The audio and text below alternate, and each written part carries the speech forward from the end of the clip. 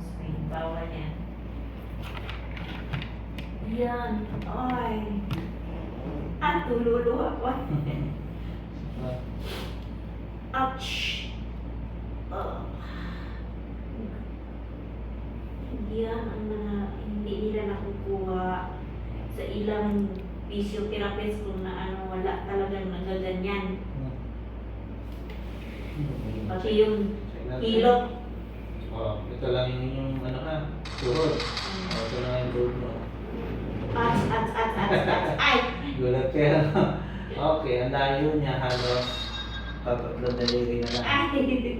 Hindi ka gaya mo, parang tama. Oo, hindi ko siya maano talaga yun. Okay, dadagdag pa tayo ha. Tingnan natin kung may lalapit pa natin ha. Idiyan mo pili. May mapagaya sa ibang pasyente namin. Ot.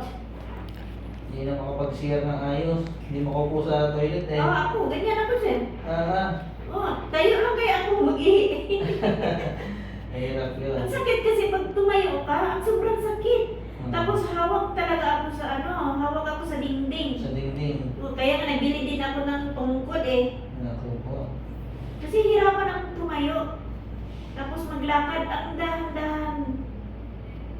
Ay, wow. Ay, yan. Sarap. Yun. Oh.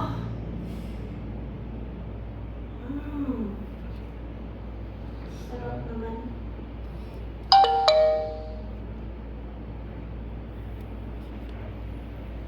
Okay, check ulit.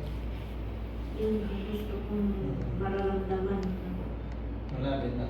Ah! Masakit lang siya hanap pero Ay! naidigit na. Ay! Sakit! Diba? Naidigit na ha?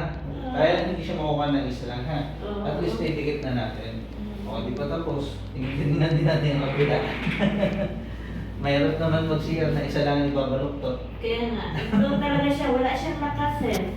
Parang ito yung talaga wala siyang lakas. Wala talaga magiging lakas yan pagka ganyan.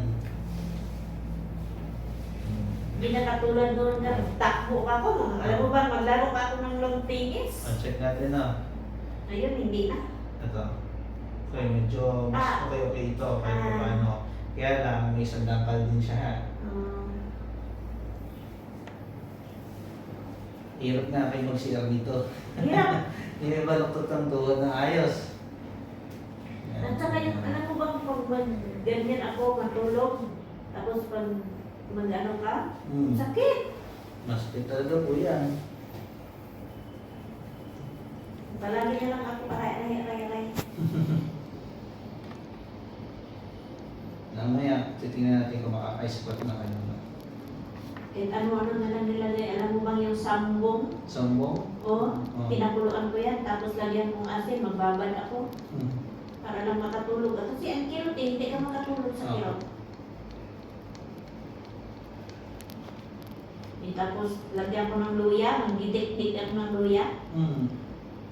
Tapos ilagyan kong asin, lagyan olive oil, i-ano ko dito, yun sa barit pa ako para lang maka-ano naman, makarigid naman, di ba? Pagka kinabukasan, trabaho na naman. Tapos isang araw ka nakatayo. Akyat baba sa hagdanan, pagka alas 10 na ng gabi, yun, bumalik na naman. Bakit?